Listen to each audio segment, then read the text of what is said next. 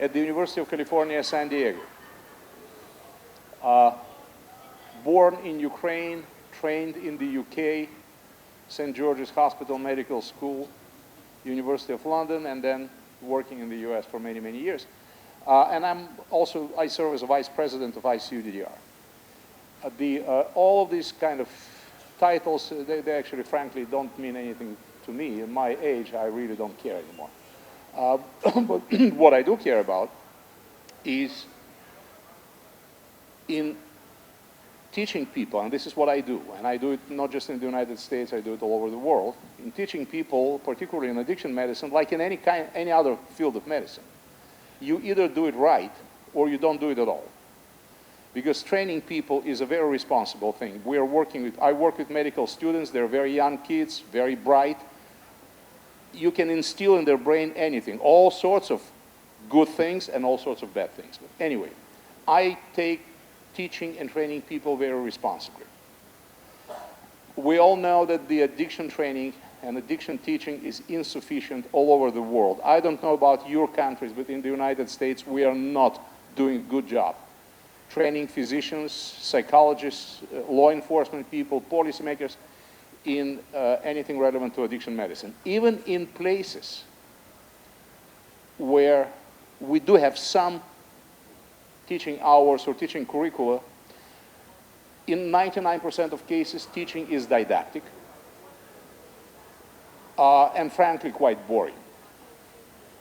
If you look at the literature, the adult learning literature, actually you will see quite a lot of evidence that adults learn pretty much like children. There is not much difference. Adults learn more when there is interaction.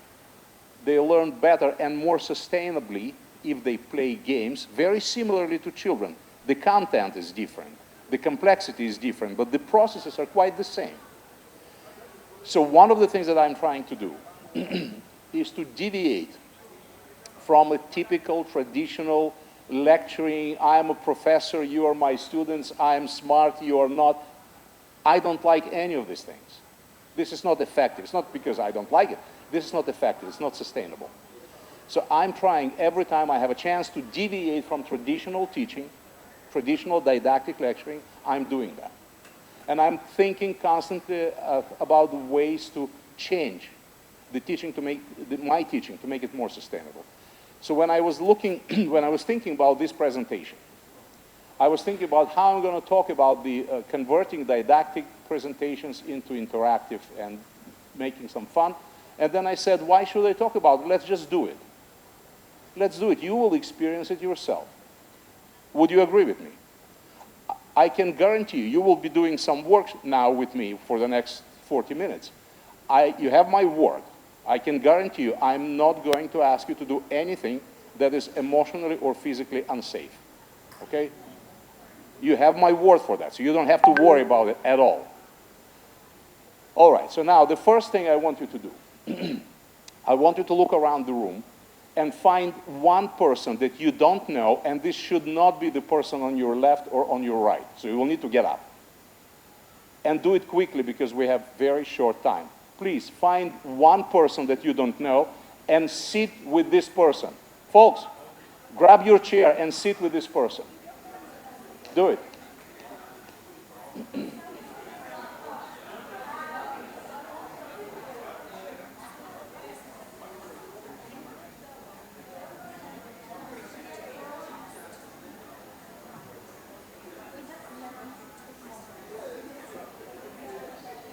Please sit down. When you found a partner, please sit down with your partner.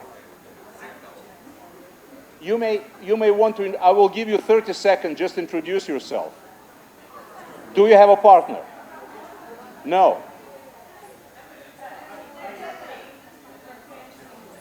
Oh, you're translating. Wonderful, sorry. Perfect. Okay. You all have a partner? Introduce yourself, you have 30 seconds. Share as much information as you feel comfortable sharing.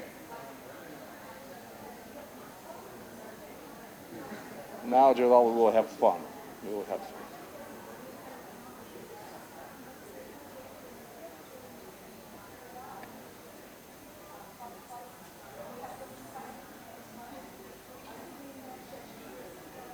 Okay. Okay, folks, show me your hands. You're ready to work with me. Please show me your hands. You're ready to work with me.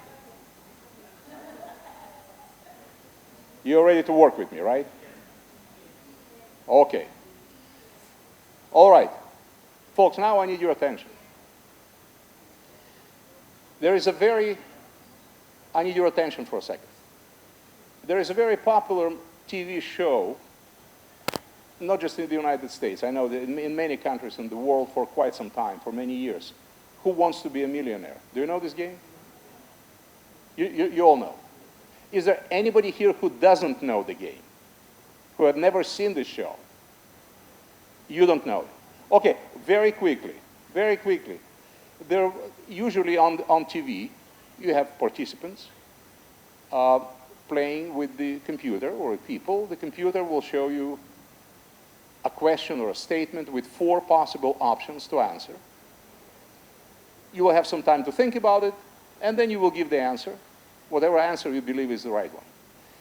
You have lifelines. If you're hesitant, if you're not sure, you can do 3 things. You can do 50-50, so then we will eliminate a half of the responses. Or you can call a friend, or you can ask the audience. These are your lifelines. So if you're hesitant, if you don't know, if you're not sure, you always can help. Is that clear? Okay. Now, you will play this game with me. We'll play it together. And you will be playing with your partner, sitting here. You see there are 2 chairs. You are the only 2 people who will be able to talk and discuss, okay? So you will have to communicate with your partner. For the rest of the audience, unless they ask you for help, you will be quiet. This is kind of impulse control test. You will be, you will stay quiet. I know it will be difficult for you, but try your best, okay? Is that clear? For every question, we'll have a different couple sitting here. So every time we have a couple, we have a question, answer the question, go home, somebody else will come here. Is that clear? Okay, who is my first presenter? You will do it. Please come here. Please come here. First you will need to introduce yourself to the group. Who are you? Where are you from? Briefly, introduce yourself. Hi, good morning. I'm Verna Felipe. I'm from the Philippines, but I'm based in the US right now. Wisdom Croquet from Nigeria. Wonderful. Please take a seat. Keep the mic because you will need it.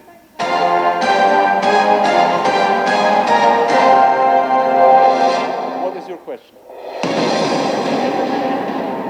You can use any lifeline you want, because I do not want you to lose, and I can guarantee you that you will win, okay? All right. You don't have to worry about it. Okay, you ready? Yeah. Good. Where opioid receptors are mostly located? Brain and spinal cord, brain, large joints, intestines, or everywhere in the body? You can discuss. You can talk.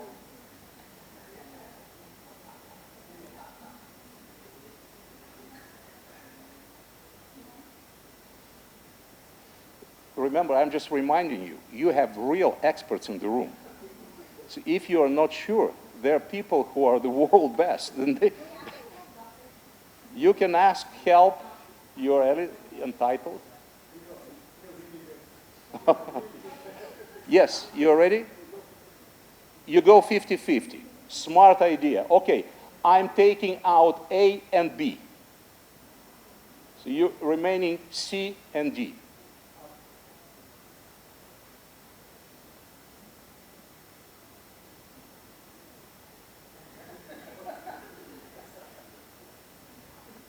My flight is tomorrow. I have time. I'm not in a hurry. So with letter D. Okay, that's an interesting concept.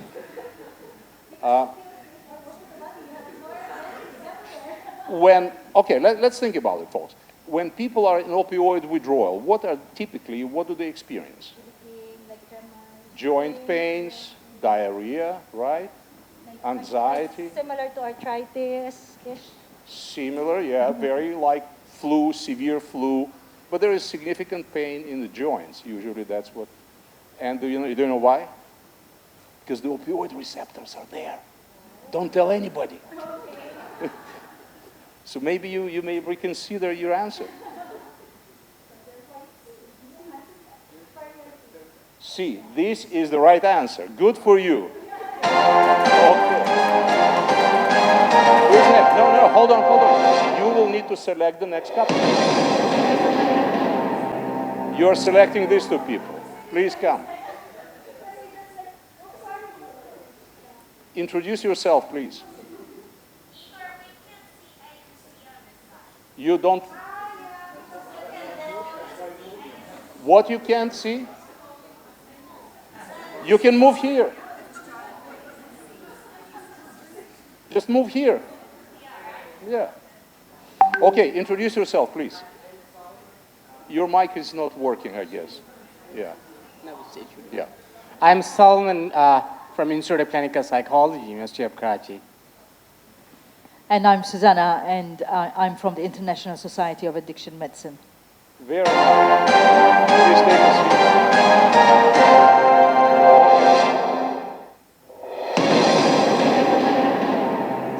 Are you nervous? Very. Okay. Alcohol mostly affects what neurotransmission pathway? Endorphins, serotonin, GABA, or norepinephrine?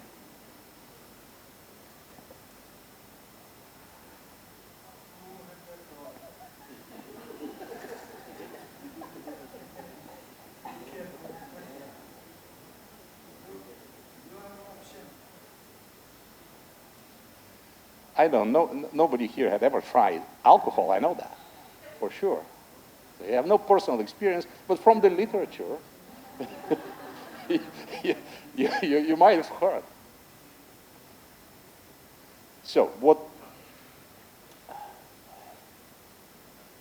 do we think? We're going to go 50-50. You're going 50-50. Okay. Smart idea. I'm taking out A and B. So it's either C or D. So, final answer, Yes. C, GABA. C, GABA. Give them a hand. It's right answer.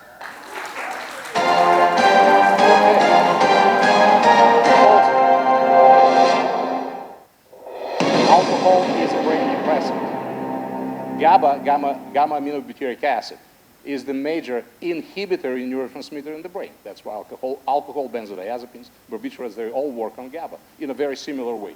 Wonderful answer. You're very smart. Please pick another group, another couple. Come on, guys. Come on.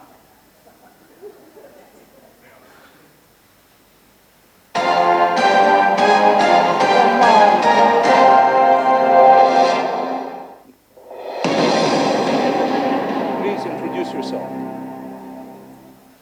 Your mic is not working. Hello, everyone. I'm Tiha Lim from Myanmar. From Myanmar?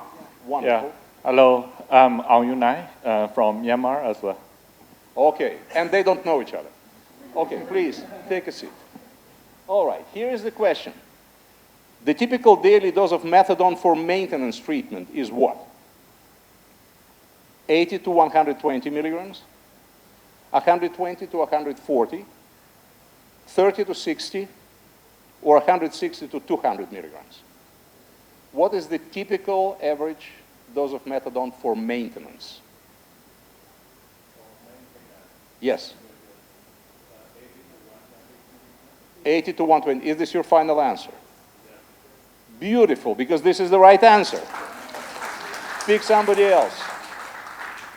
Pick somebody else. Don't turn the mic off. Just pick somebody else. Okay, so from that guy. These two, please. Please come in.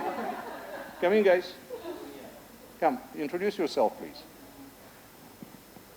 It's on. Hello, my name is Nami Kim from South Korea, and this is my son. Oh, you definitely don't know each other, yeah.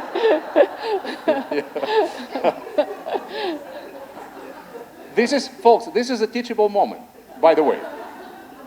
Because you remember the instruction, find somebody you don't know. Oh, really? Yeah.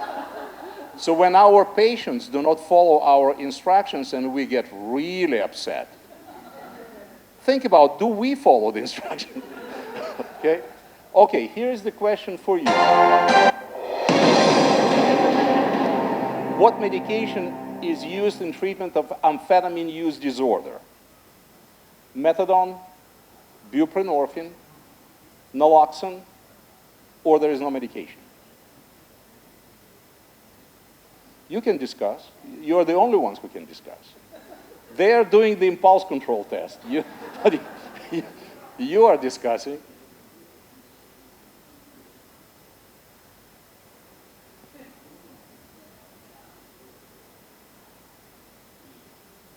D, final answer. No medication, you mean? This is your final answer. No pressure. Good, and this is the right answer. Okay. Pick somebody else. Please pick somebody else.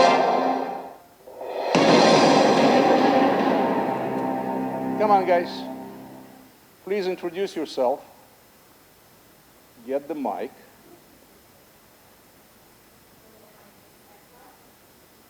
Hello, my name is Eva. I'm from Atmajaya Catholic University of Indonesia. Hello, my name is Ala. I'm from Ukraine. I'm a psychologist. Wonderful. Please take a seat. You will need the mic. Don't get rid of it. You will need it. Okay, here is what the question is. Heavy alcohol users usually develop cross-tolerance to what? Cannabis, coke, methamphetamines, or benzodiazepines?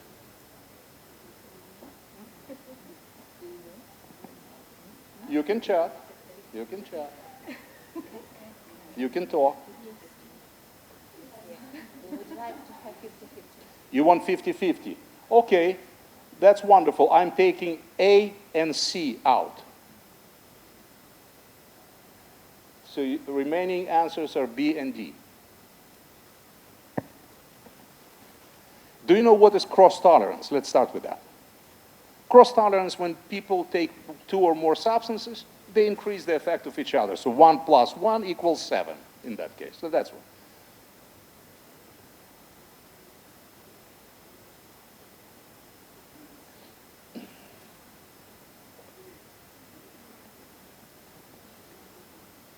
I don't want any heart attack here. Calm down. Calm down. You will be fine. I can guarantee it. D, benzodiazepines. Okay, I will tell you right away, this is the right answer, but why did you decide it's benzodiazepine? I'm just interested in your thinking. Why? This is the right answer.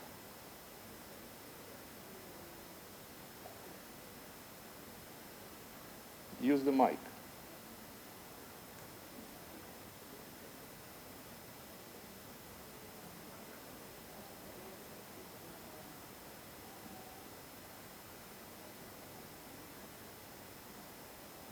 Because cross-tolerance happens when people use substances that belong to the same class. Benzodiazepines and alcohol, they belong to the same class of brain depressants. And this is the only, out of these 4, this is the only substance that belongs to the same class like alcohol. So you gave the right answer. Very smart idea. Please speak to other people.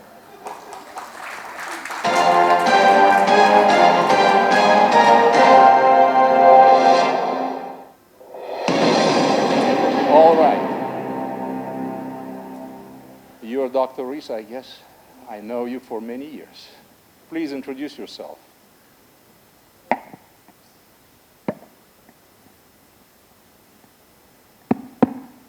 Hello, I'm Riza from Indonesia. I'm a clinical psychologist.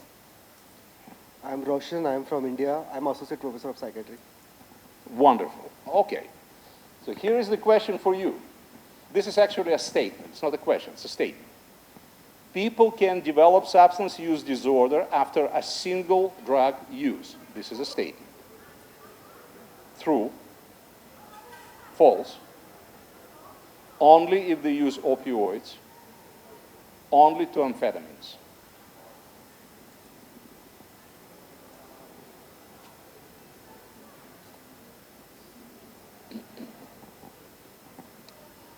So the statement says people can develop substance use disorder after a single use.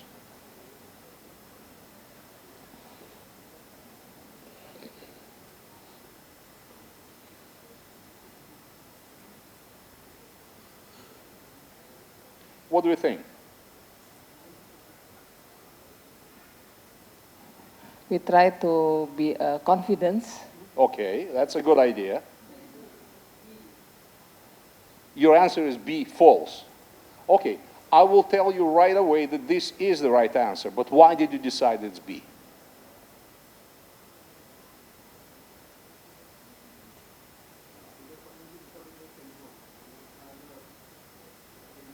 You're not using your mic. Use disorder, right? Yeah. So it has to be used regularly and have some. Beautiful, brilliant, brilliant. Because the definition of substance use disorder is a repetitive, maladaptive, and compulsive use despite problems. So compulsive meaning out of control, but repetitive. Repetitive does not fit the criteria of single substance use. So your answer, false, is the right answer. Very good idea. Brilliant. Pick somebody else.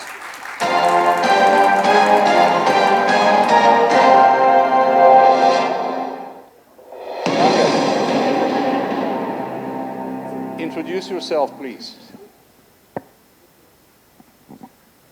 Hello, I'm Christiana. I'm a psychiatrist from Indonesia.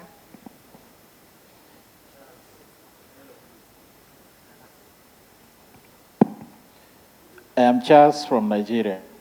Wonderful. Please take a seat. Don't turn the mic off. Keep it on because people need it. What? Oh, it's automatically. So this mic has antisocial personality disorder. Okay. All right. Substance use disorders are genetically what? Determined, influenced, non-related, or neutral? This is the hell of a question.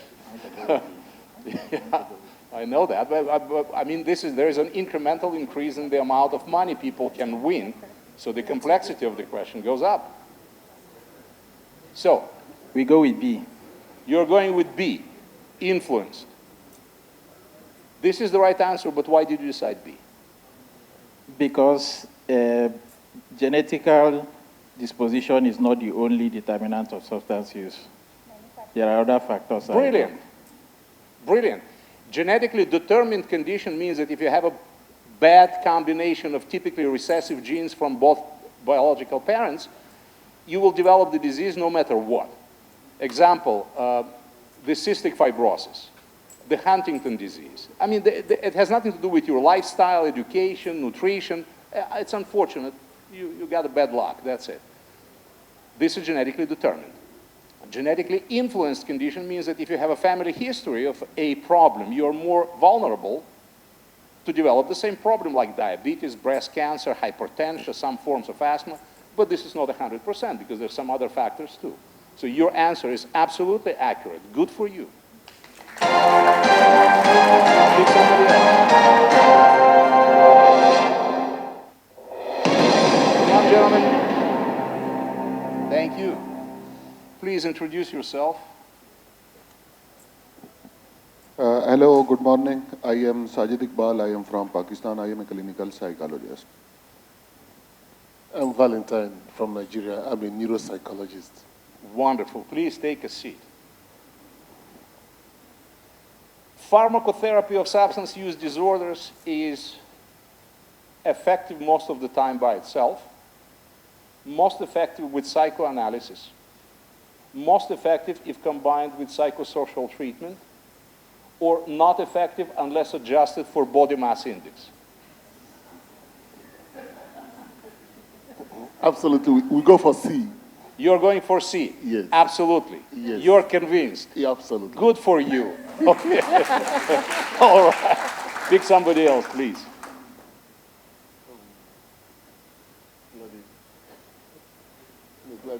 The two ladies. Okay, ladies, come in.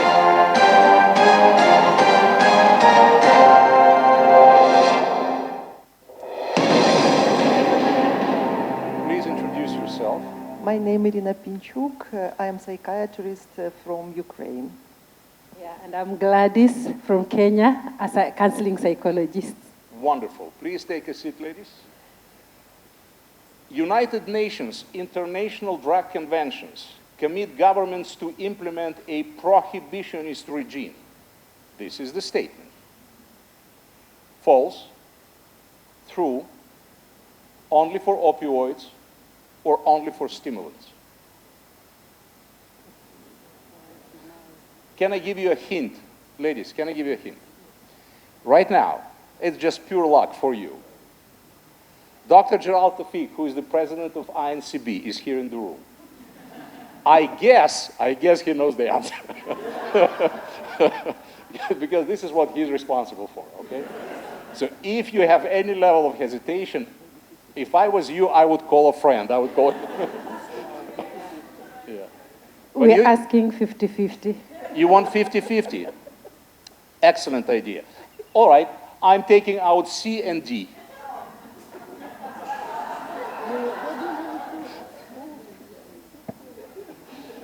Okay. Yes, so we are going for A, that is false. You're going for A, it's false. And this is the right answer. Good for you. Jalal, they didn't need you.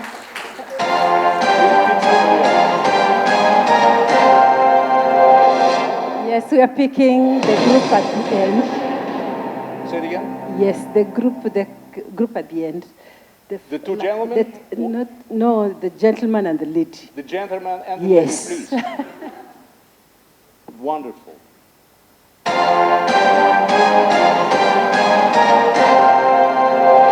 By the way, the UN conventions never said any prohibitionistic approach. Never. The substances are controlled. Substances are dangerous not because they're controlled. They are controlled because they're dangerous. This is something that many people, even people who work in this field, don't necessarily understand, because very few people have actually read the 3 international conventions, and it makes sense to do. It does. Please introduce yourself. Dr. Jawad, I am a clinical psychologist from Pakistan. Wonderful.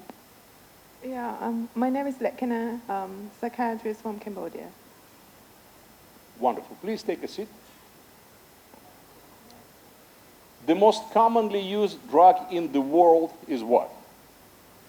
Heroin, amphetamines, cannabis, or coke? C. C, cannabis. Yes. You are convinced? Yes. You didn't even want to discuss with your partner? We discussed. So you're ignoring her? No. Okay. No, she. You know, this is an old psychotherapeutic trick. Capitalize on guilt. So you instill guilt and then you capitalize on that. This is not what I'm doing, but there is a trick like that. Okay, so you're convinced the answer is C, cannabis. Yes. And this is the right answer. Thank you. Pick somebody else. Yes.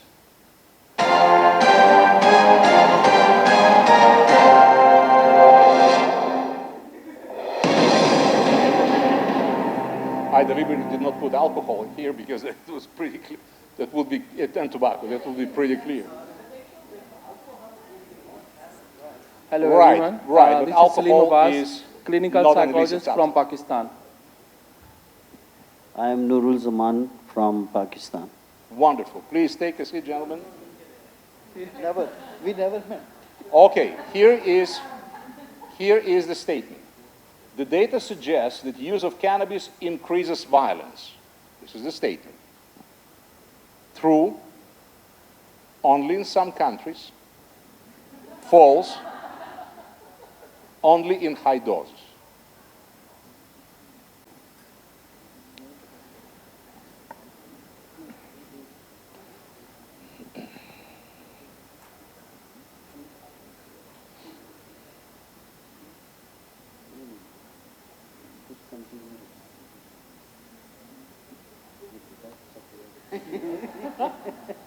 The statement is that the use of cannabis increases violence.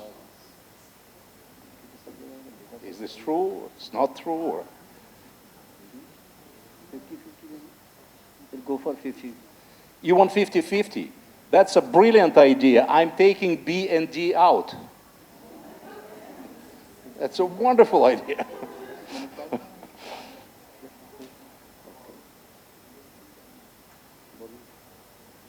Sir, A. Say it again? A. It's true. A, it's true. You think the use of cannabis doesn't increase the violence. And you're certain. Yeah. You're sure. Yeah. And you don't want to reconsider. I'm just asking. I mean, No. well, folks, this is important because particularly now there are a number of countries and a number of states in the United States that legalize the controlled market of cannabis. California is one of them. I'm from California, is one of them. And this is a quite important issue, whether we should expect increases in violent behavior. If you look at the literature, the use of cannabis may result in a number of different difficulties for people. Sometimes the difficulties are pretty serious. There is no evidence that the use of cannabis by itself actually increases violent behavior. There is no evidence for that. So it's C, of course. Of course. Thank you very much. Pick somebody else. Pick somebody else, guys. Gentlemen, you need to decide who is next.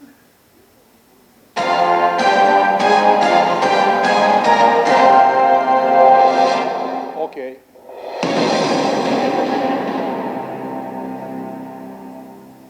Introduce yourself. Are you having fun, guys? Okay, good. Hello, my name is Imelda. I'm a psychiatrist from Jakarta. Hello, my name is Guillermo Castaño from University 6, Colombia. I am physician at Igor. Wonderful. Take a seat. And here is a question for you. Which of the following is not a symptom of substance use disorder? Please pay attention. Not a symptom of SUD. Unsuccessful attempts to cut down, giving up important social activities, denial and lack of insight into the severity of use, or the use despite recurrent substance-related problems. I would suggest you to think about the ICD-11 or DSM-5 because they're pretty similar from that perspective. Which of these four is not a symptom?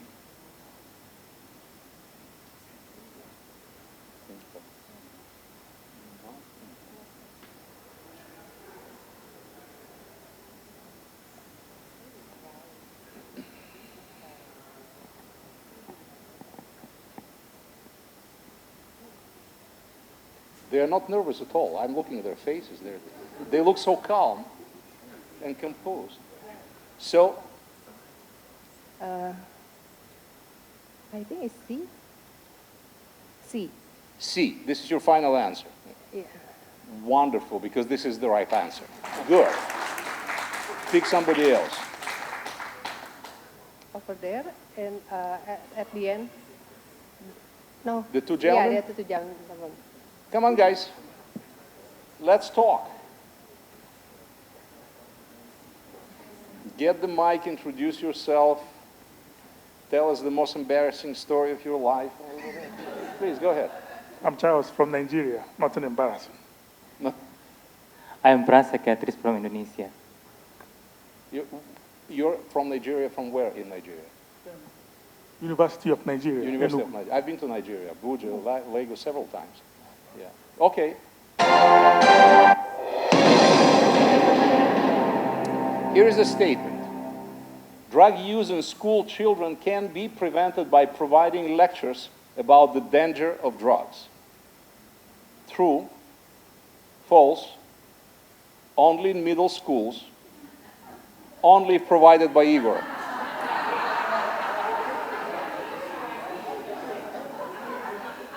Guys.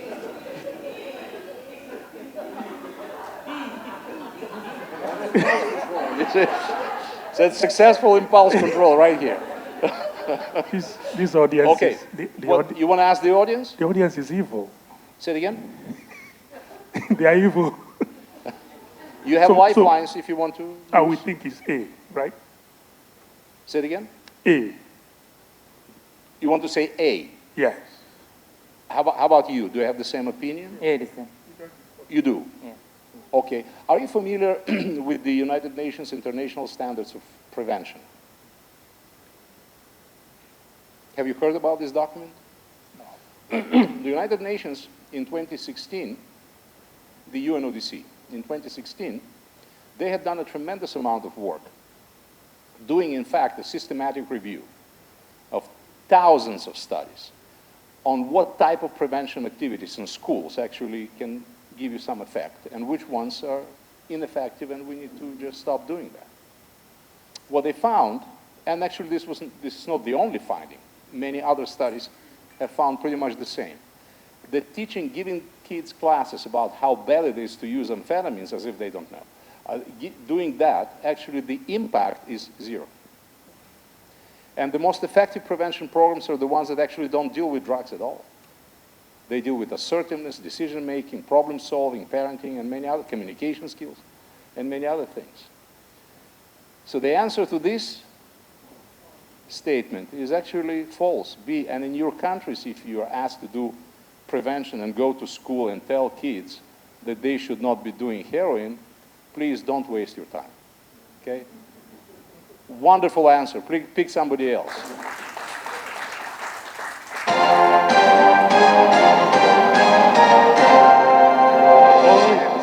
Thank you for identifying.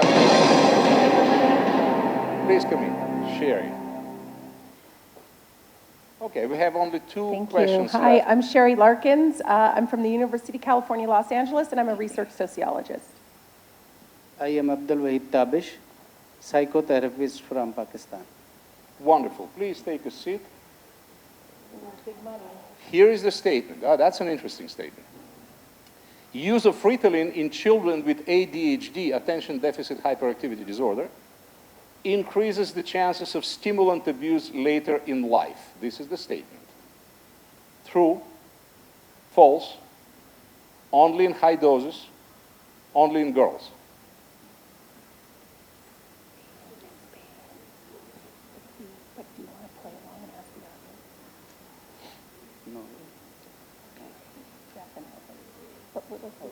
Okay, we're going to use a lifeline. Please, which one? We are going to poll the audience. Ask the audience. If you trust these people, please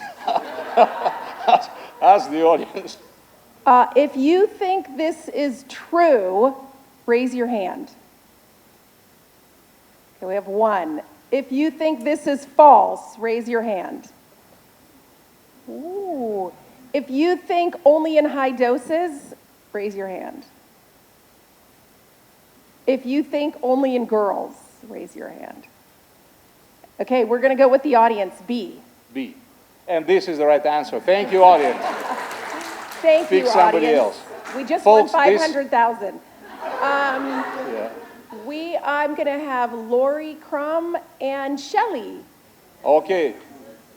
Okay, Shelley and yes, the gentleman, yes. Please come You here. look like you know answers. While Come on down. while they're coming, folks, there is a very common belief, even among physicians in the world, that children with real, properly diagnosed ADHD, if you treat them with Ritalin, which is an amphetamine-like substance, that will increase the chances they will start using Ritalin later in life.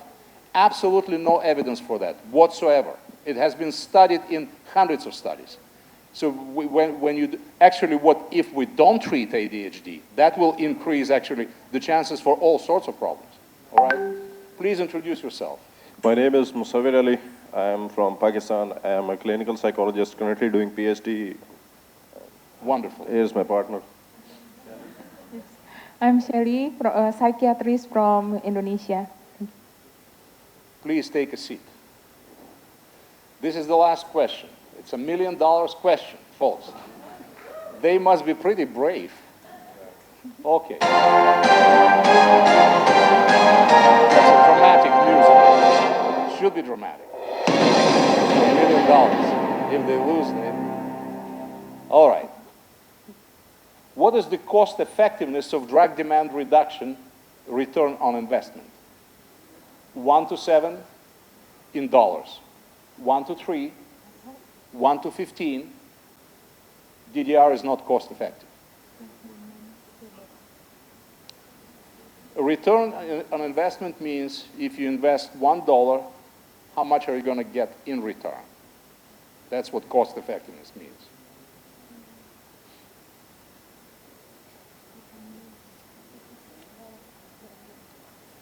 And again, this is the average number. Globally, for the world, in different countries, things are different. This is the average, the median.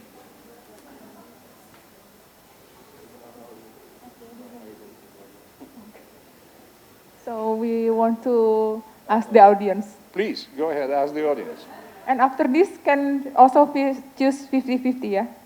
Or no, only one? Well, first, ask the audience and see what will happen. Okay. Okay, so audience said that I better to choose 50-50 first. Okay, that's smart. I'm taking C and D out. So you have A or B. Oh, A or B. So for A, how many? How many of you say it's 1 to 7? That's option A. And how many of you say it's the option B, 1:3? What to do now? Cannot ask Igor. Cannot. Can you what? Cannot ask the host. Cannot. Can you ask me? You can, yes. Okay. That's fine. Call a friend. Yes.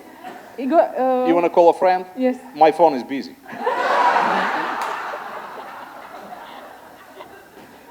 So do you have any other friend? I am just looking for the answer is point B.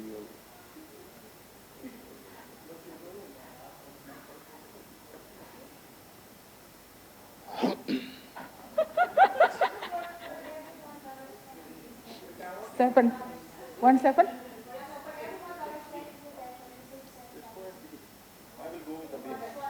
B? 1 with 3? You go with the B.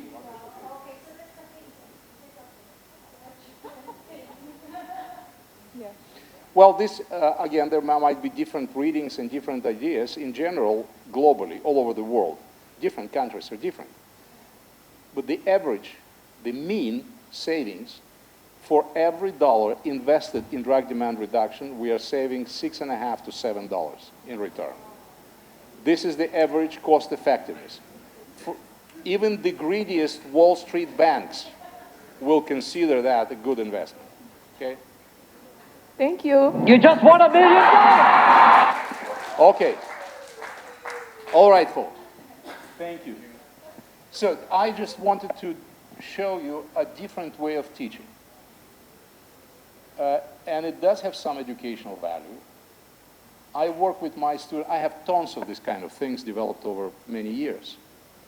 And by the way, this is just a PowerPoint file. There is nothing unusual. It's an animated PowerPoint file. You can change questions. You can do whatever you want. It's just simple PowerPoint file. I have tons of things like that. Every time I'm teaching, I'm training students, residents, people in the United States, people outside of the United States and other countries. I'm trying not to lecture folks.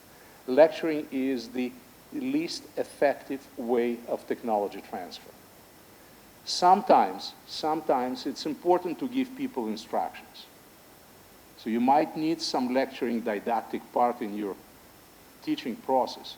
But if the only thing we do is lecturing people, the impact is not very good, and the result is not very good. And this is not because I said so. Look at the educational literature. It's been studied many, many times, and the finding is pretty much the same. Every time, those of you who are involved in training and teaching, every time you have a chance to be creative and to find a different way and avoid lecturing as much as possible, I would strongly suggest you to do that.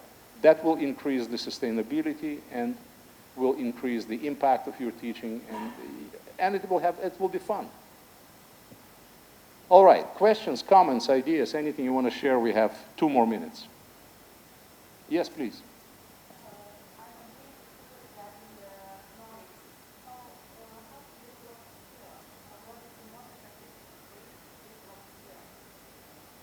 Okay, the question is how to develop skills. For skill development, you need even less lecturing. Let me give you an example. I'm a professional jazz musician. I play saxophone, jazz saxophone for many years. If you want to learn how to play saxophone, definitely I need to give you some instructions, okay? I will show you the instrument, I will give you some instructions, what does it mean, what to push, what not to push. But are you going to play from that? No. You will learn more about playing. So if you really want to start playing, I will give you a saxophone, you will play for me, I will give you feedback, will correct your bad habits, you will play again, I will give you supervision, you will play again, and relatively quickly, you will become proficient. I can guarantee it to you, okay?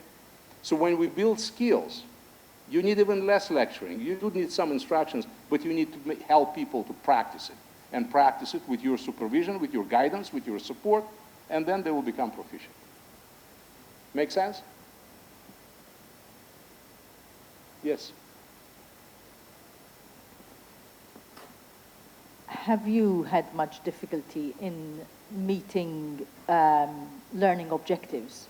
Because, you know, the universities come up with a set of learning objectives that you have to have for that particular module of training, right? And doing something like this is fantastic, but you won't necessarily always be able to cover the learning objectives. Do you include something else with that to be able to cover that? The question is, do we meet learning objectives using this strategy? First, this is not the only strategy that I use. Every time I have a chance to do it, I do it. I'm doing it, but sometimes we give lectures and we give some skills and we test people. Secondly, you can accomplish anything in terms of your objectives even if you do not lecture people at all. If you are creative and change the strategy, the educational strategy, you can still accomplish the objective. This could be a game, this could be a practice, this could be also problem solving, could be a problem solving discussion, could be a marathon, something that we use. My university, thank God, is quite liberal, and it gives the faculty the opportunity to experiment with different things. And if the students are happy, and if they meet the criteria and they pass the exam, so apparently we are doing something right. And we do meet the learning objectives. Good question. Anything else, folks? Yes, please. Mike. Thank you, Igor. So I have 2 questions. The first question is, for skill developing, maybe you can do the role play. Or not the role play, but the real case, the real patient with the student. And then I would like to ask, is it possible for me to cut the interview? Because it's very difficult in the clinical setting. If I cut the interview, so the patient maybe will be feel uncomfortable. But I want to fix the interviewing of the student. Yeah. And the second question is, if you feel very boring to give a lecture, to teach the student, what will you do then? What is the second question? If you feel boring, yes. Burn out because giving the lectures to the student, sometimes I feel like that because it's very tough. So what's the question? Yeah, what will you do then? What would I do? Yeah. I would do this. But let me answer first question. In terms of interrupting the interviews, this is the reason why we use standardized patients. Before we actually let the students and residents work with real patients, we use the standardized patients. These are actors, very well trained, and they present cases. During this practice interview student with this standardized patient, I can interrupt the process at any time and give feedback. We can change things, we can modify things, we can go back and rewind the whole thing. And we do it all the time until my students or my residents feel pretty comfortable to work with a real patient. And then they work with a real patient. When they work with a real patient, I do not interrupt. speaking about, you know, boring or not boring. This is not about me being bored. I have my own impulse control problem and I'm getting bored pretty easily, but this is not about me. This is about being effective in your training, in your teaching. And what we know from the literature, if people have experiential teaching rather than didactic lecturing, that will give you more sustainable result, and usually the impact is greater. Yes?